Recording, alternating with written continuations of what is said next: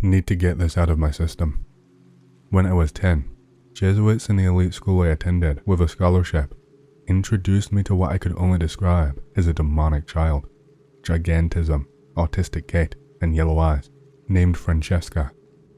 This occurred in the spring of 2013 and led to a most sorry incident. Later, I was tortured, then left in a cage. Also led to a drug-induced dream-like simulation while in some kind of EEG machine. Recently, I've suffered gang stalking after attempting to escape the soft entrapment that I allowed myself into after wasting my teenage years being a lazy, depressed fuck. I recall some sort of gate program in 2nd and 3rd grade, audio tapes, 7-Up heads down, checkers, ESP cards, algebra classes. I was good at writing backwards, but increasingly terrible at socializing. I would like to think they probably sugarcoated me before the other kids. However, some of my schoolmates seemed to resent and be overly aggressive and sexual with me in a way that almost felt scripted. Teachers and mom always told me to shrug it off. Mom beat me up. After seeing me preparing to jump out of the 7th floor window, aged 8 years old, went to therapy. Tried telling her about trauma and what I now see were dissociative episodes and panic attacks. She told me to shrug it off, but she was interested in the minor details of some sleep paralysis that I had with some horrifyingly skinned human figure with a striking voice. It showed me glimpses of the future, entrapped me in mazes, and showed horrible scenes of gore. I vaguely remember witnessing people being burned alive and Roman-style pagan festivities. They occurred in some former colonial plantation. I live in Brazil, if that's relevant, at night. They had us run over a mud-drenched trail and fast all day, then eat an absurd amount of food. I recall feeling high as fuck afterwards. Those were all 6 to 8 something kids from elite schools from here, closely watched by masked handlers. I remember being led to some party at a lake manor by people wearing prop masks of my mother and stepfather. Something there made me try to escape and run through the woodland nearby, failing. The place was full of giant snails. Wonder if a past or part of the act. Whole memory has an aching feeling to it. I was 5 to 7. I don't know how to phrase this without sounding delusional, self-absorbed, and solipsistic, but I see many specific aspects of my life in specific mediums. For example, God appeared to me as a static smiling face. I also always drawn myself with as a bird-faced figure when a small kid, and named one of my personas Pimplum, oddly, just like some manga I've heard some other Gen Zers talk about. One creepy incident occurred when back in 2nd grade, while visiting the twins who insisted on being my friends. I broke up in anger while witnessing them being abused. I even remember the smell of it. Their parents gave me a red cape for some reason, a lot like the Butterfly Effect movie. Speaking of it, kids at school knew about my time maze nightmares for some reason and made jokes about it. This sort of behavior from my peers continued until high school. I remember waking up at a hospital after the whole Francesca ordeal. It was the penultimate time they gave me the pink cup. The last one was when my mom tried assaulting me in a waterfall when I was 11. She had done it before, but this time got extremely angry I refused her and complained it was the last day we could make it work. Told me to drink it or she would be killed. She was a terrible, narcissistic parent. The 20-something gigolo that dated my grandma insinuated I was monitored more than once, even calling me Golden Egg Goose. Caught my family saying some very shitty stuff about me at times, calling me lab rat, half-minded. I tried dropping out of college and moving out of town this February. Ended up homeless for 3 weeks. All the hobos that interacted with me in the shelter where I ended up were clearly time-wasting actors, all named Jefferson for some reason. My family found me the day I would have amassed enough money to rent a flat. Social services at the shelter asked me if it was true I was on a watch list at my age. Huh. The whole street theater and BS over the years. Why? So, is that it? What am I? I had a pretty eerie dream that I was taken from my bed and inducted into a secret society. I was picked up out of my bed and escorted from my home and put into the back of a very old-style stagecoach drawn by a black horse. All the members were wearing black satin robes with red trim and looked like they had Renaissance-era tunics, boots, gloves, etc. on underneath and cowls over their face. reminiscent of executioner hoods with slits for the eyes. One thing I noticed about the men who took me away is that they all wore chains with key pendants as necklaces, and each member had a different key. They were swirly and varied in color from brass to copper to pewter, all with a rustic patina as if they were 100 years old. See pic related for some similar styling for a better visual. My grandfather was a locksmith and collected all locks and keys, and I loved playing with them as a child. In any case, as I entered the buggy, a hood was put over my head, akin to the likeness of my kidnappers, minus the eye slits in their hoods.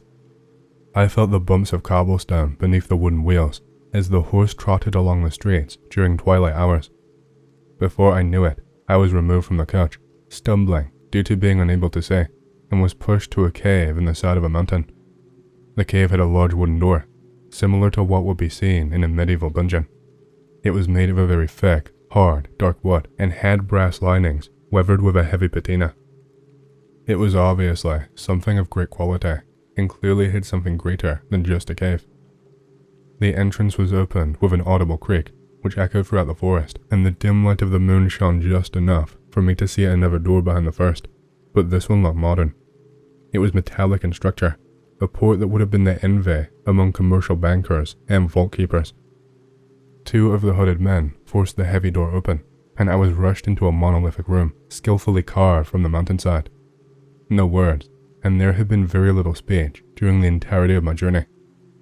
What I had heard sounded like a cut-up dialect of vulgar Latin, a potentially engineered cant among the hooded men that I could not quite comprehend. As I was pushed through, shoulders first into the room, torches were lit by members in a circle, and I was pushed to my knees. I could see, adorning the circular lining of the ceiling, just a little under 2 meters high, were Latin phrases with crude spelling.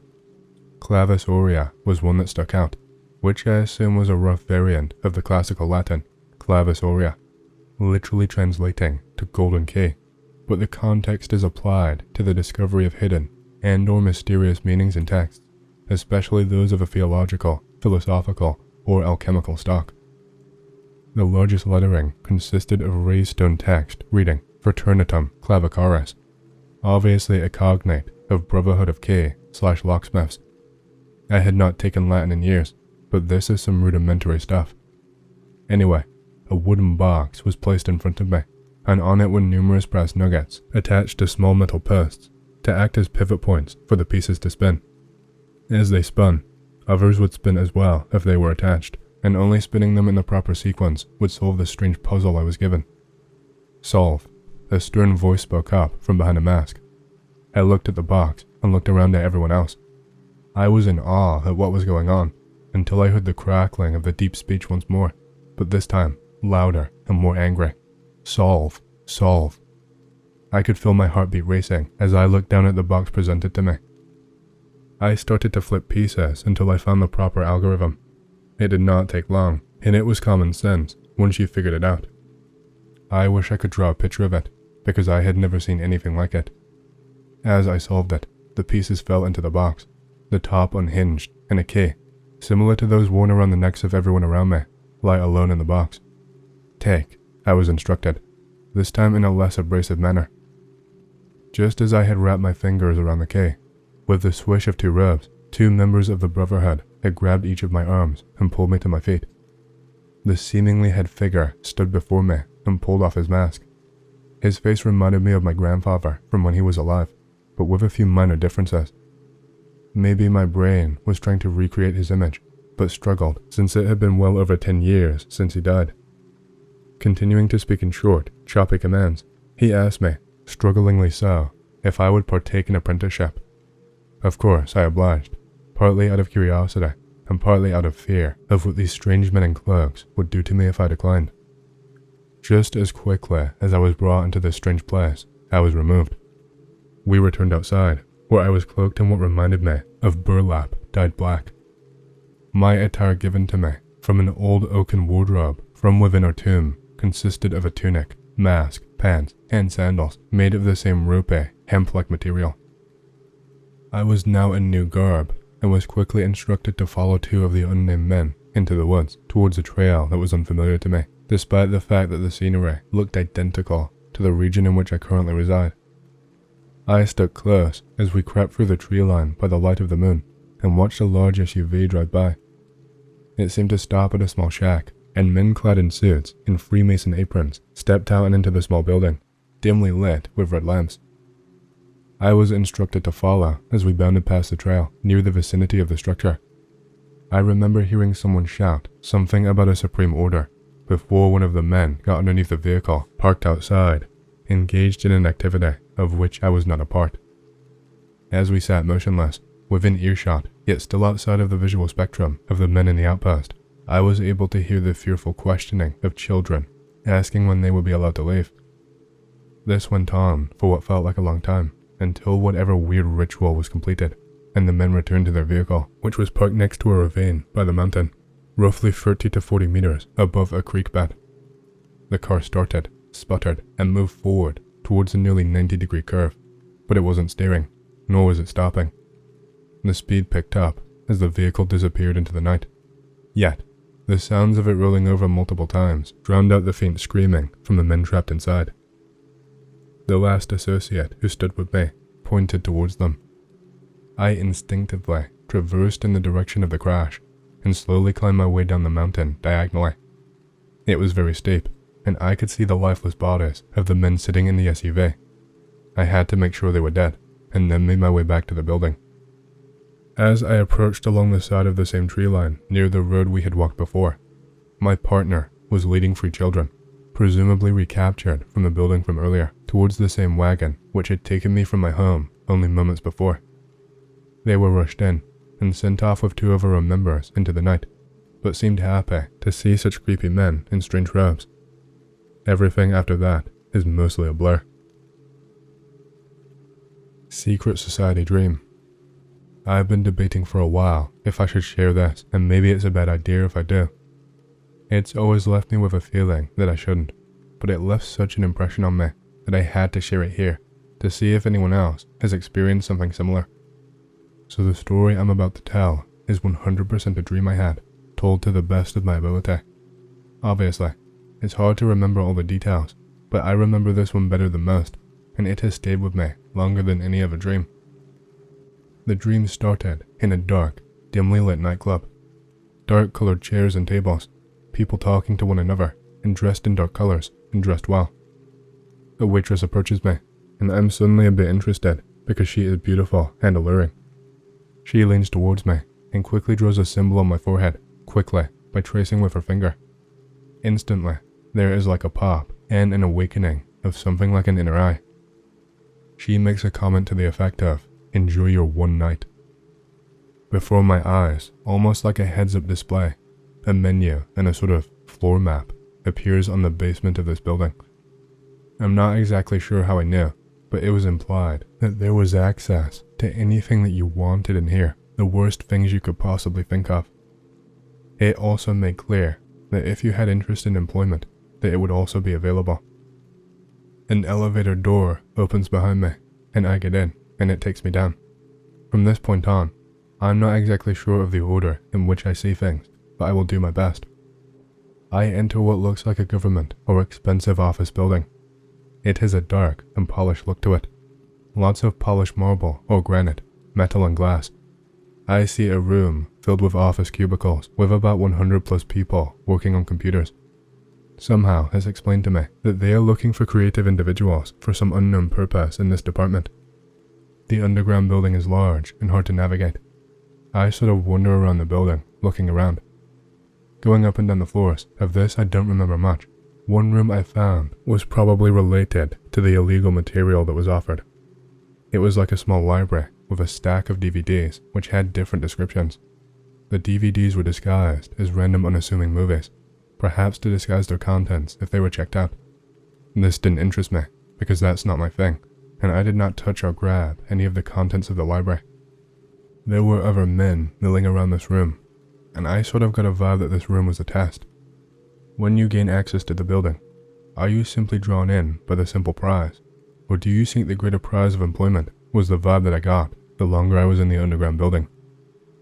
Despite my dislike of the place, there was a feeling of power and wealth that was incredibly enticing that could be felt.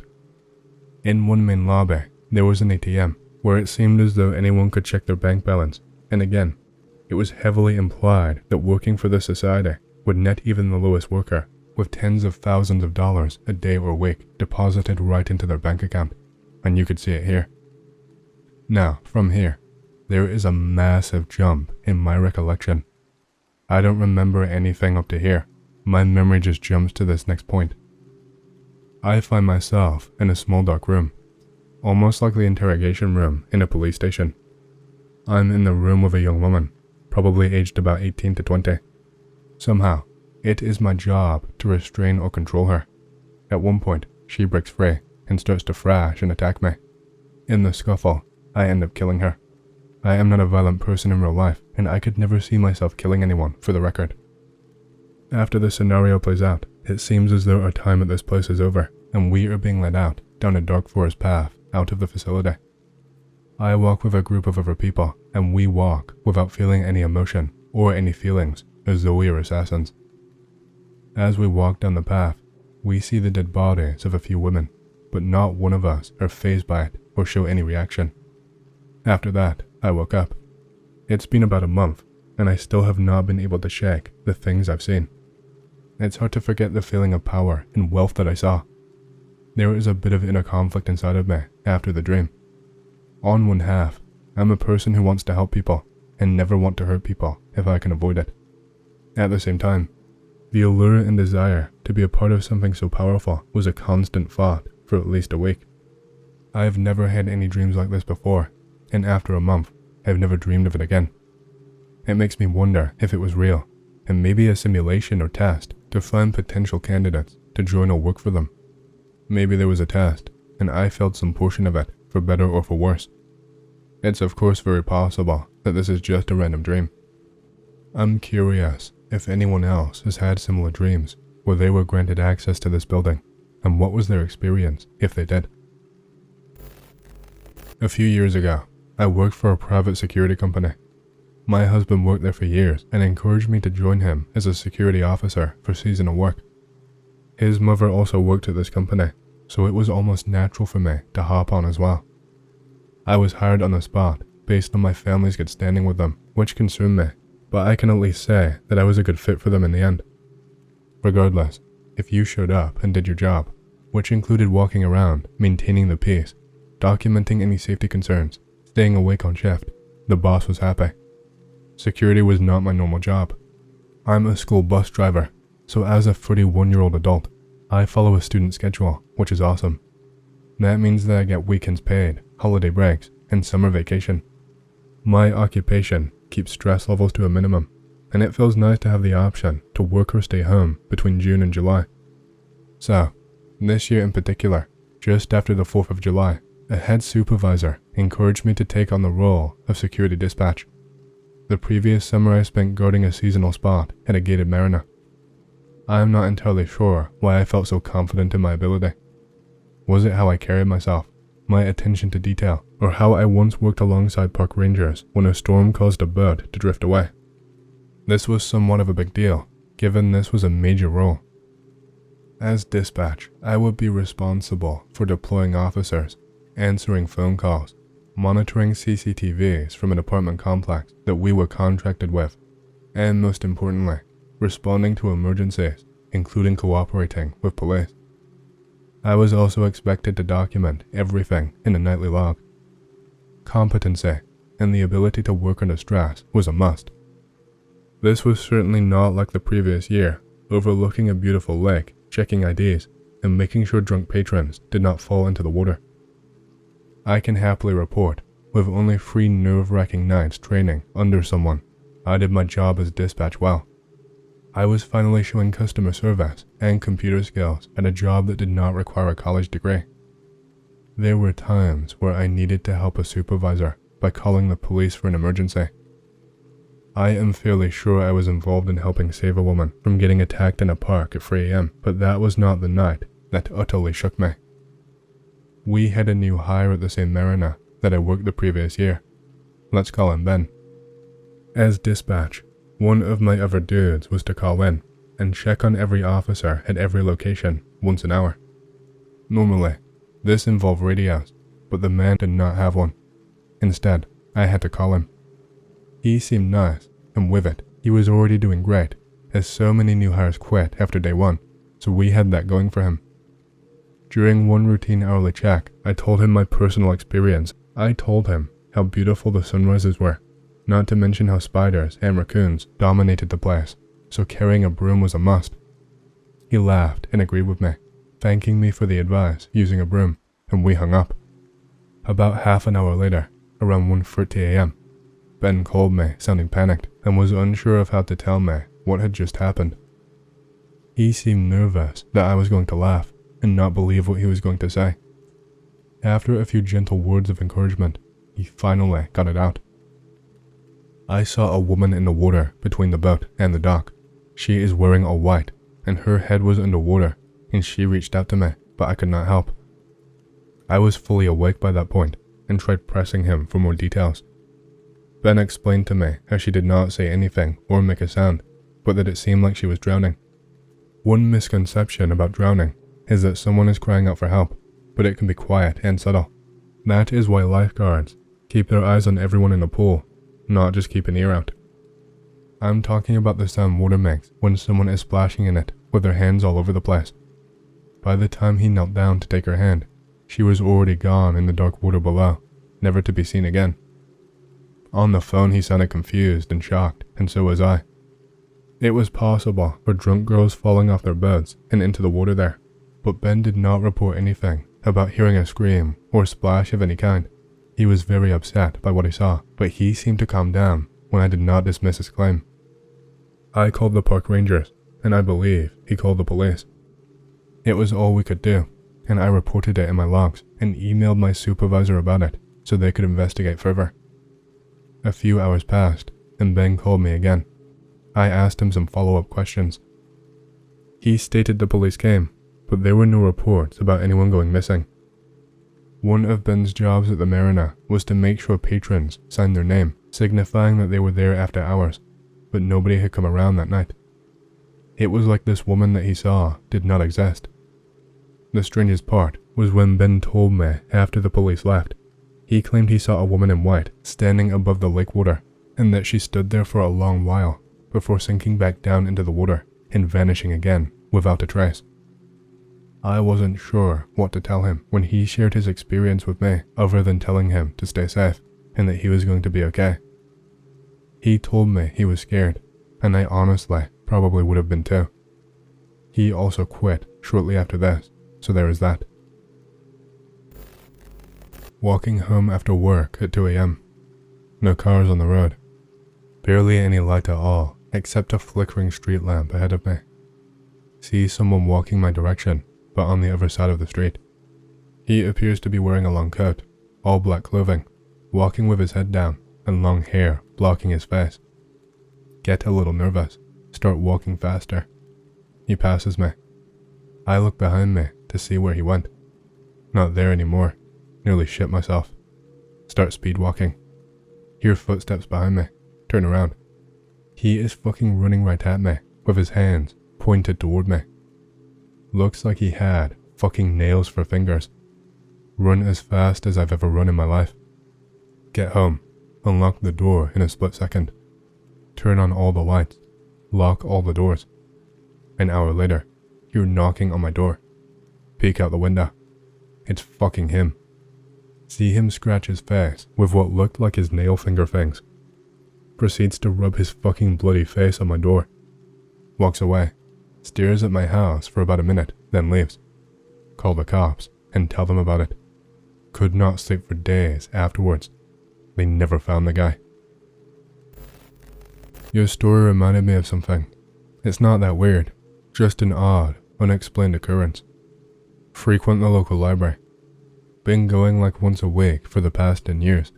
Very friendly with the librarians, etc.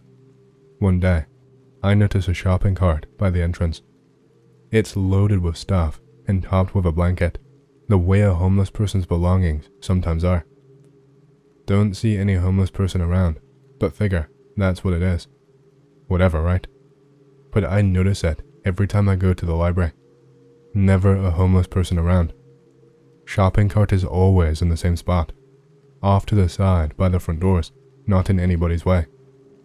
One day, I spot the homeless person. It's this tiny little man who looks all black, like a fucking burnt leaf, just pitch fucking black. He's wearing a little cloak too, or a cape, kinda like pick related. I remember thinking it made him look like a withered old monk, Lamau. The cape looked brand new, which was weird. It was all shiny and velvety looking. As I walked by him, I made eye contact and the old man froze. He nodded slightly as I passed. I nodded back and smiled. He did not, lol, so I walk inside. Bring up the old man to the librarians, thinking maybe one of them saw him. None of them have. I describe him, mention how he looked totally black like charcoal and wore a little cape. Realize how ridiculous it sounds. None of them have any idea about what I'm talking about. I bring up the shopping cart, thinking they must have at least noticed that. Describe it. Mention how it's been there for weeks now, by the front doors. Zilch. They have zero clue what I'm talking about. One of them even says that homeless people aren't allowed to linger at the library, or even to leave their belongings there. There's some ordinance against it or something. Weird. Anyway, I pick up a book as usual and leave the library. When I exit, I find the man and the shopping cart both gone. Never see him or his belongings ever again. Still have nightmares about this. Grew up in a village called Eam in England, better known as the Plague Village. You can read about it here. The village is surrounded by huge foothills and dense woodland. There is a particularly famous spot outside the village, down an old overgrown path called what was named by the locals, the Delph. This is where they would hold funeral services for the plague victims during the outbreak. It's a huge, strangely shaped cave-like thing. When I was younger, me and all my friends were deathly afraid of this place. You would hear stories about floating vicars and ghosts that would follow you home. In the daytime, we would go down and explore the area surrounding it and find cow skulls on pikes littered about. One day, one of my school friends suggests we man up and go and explore the Delph. We all agree and go down at about 4 p.m. with a torch. We get there, and only 2 of us will actually go inside the cave, me and my friend. 3 other of my friends wait outside. We go in. It feels horribly cold. I felt like I was being watched the whole time. We get to the end of the cave. It's not very deep. My friends find a small crack that you can squeeze through. He starts to proceed down the narrow space with me following. All of a sudden, he screams and runs at me. He drops the torch. I am stuck in the entrance to the crack while he is trying to push his way past me in the complete darkness. We eventually get out and run out of the cave. All of our friends decide to fuck off and leave us. We practically run all the way home, just as the sun sets. He is still crying as we reach his house. We don't talk about what happened until the next day at school. He tells me he saw a white face smiling at him in that narrow crack and that it was coming towards him. Safe to say, we never went down there again.